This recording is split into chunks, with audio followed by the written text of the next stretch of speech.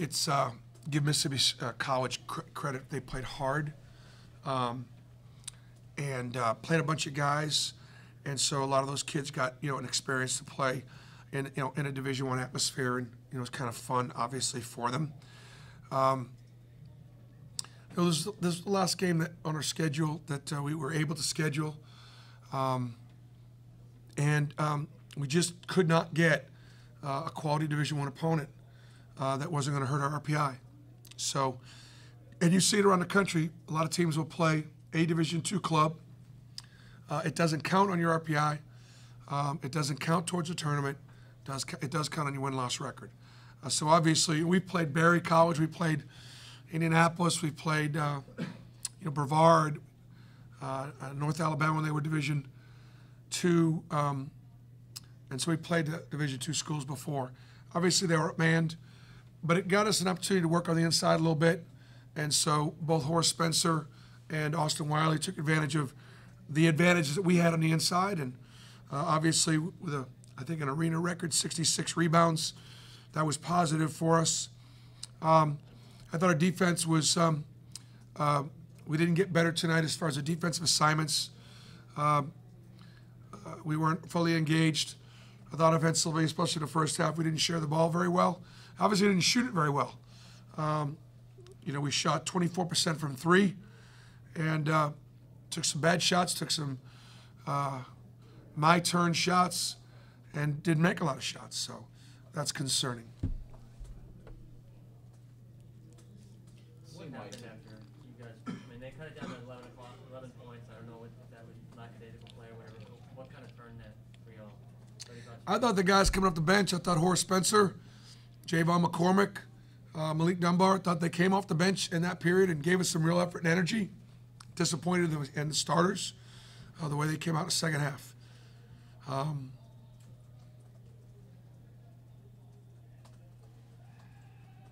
mentioned Horace, just to watch him both ends of the court, that energy that he brought. How important is that for this team?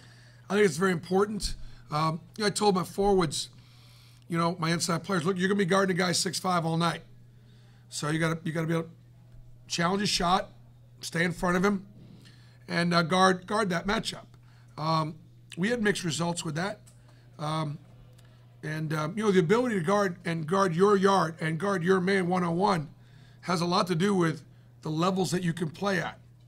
And if you can guard your man and keep him in front and not require a lot of help, regardless of the matchup, that's a really good sign. So for the guys that we have on our roster that can do that, that's great. The guys that don't do that very well and require help, it doesn't bode well for us or them. Does it look like Austin got a little more comfortable tonight? Yeah, we were able to get him 16 minutes. He was 13 the last time, and so it was good. It was good to get him the ball, get him moving. Again, shake some of that rust off. The competition in Maui is going to be as good as we'll see all year long.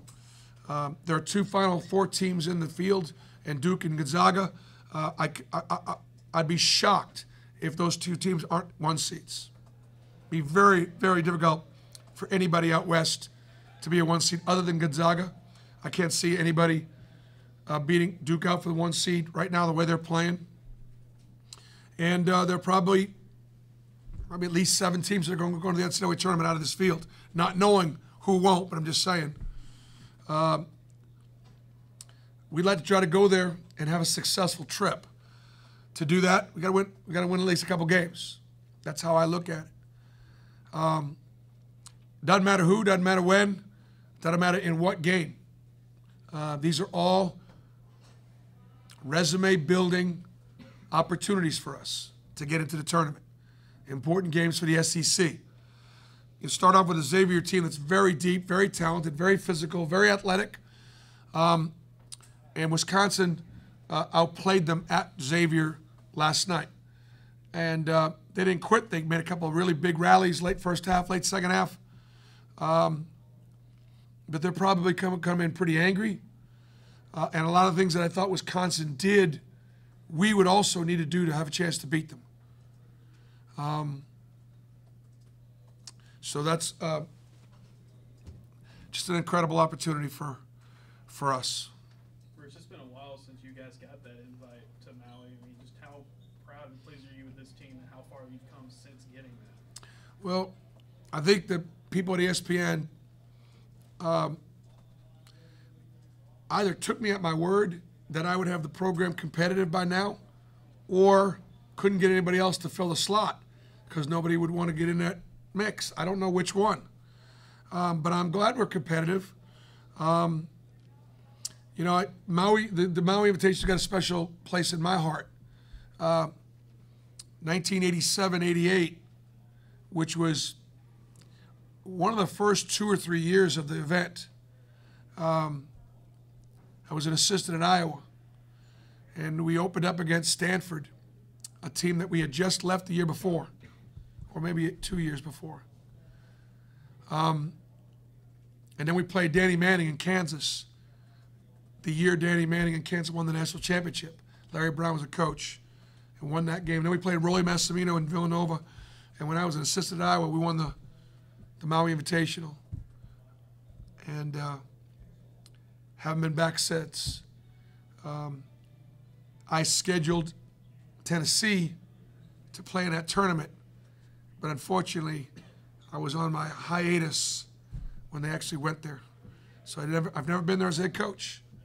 So listen, it's an honor and a privilege, and I'm grateful for Auburn for giving me the opportunity to coach this team and try to take it out there and see how we stack up against the best programs in the country.